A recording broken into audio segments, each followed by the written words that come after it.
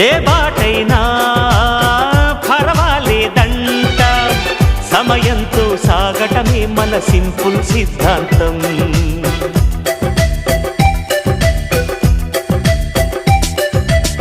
చిరుగాలికి పరిమళమిచ్చే సిరిమల్లెల వనమై ఉందాం, గగనాన్ని నేలను కలిపే హరివిల్లుల బంతెన అవుదాం.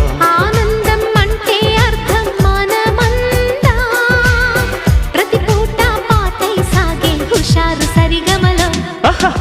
ఎన్నో ఎన్నో రాగాలుండే సంగీతం కాదా, చల్లకి నవ్వుల కేరింత.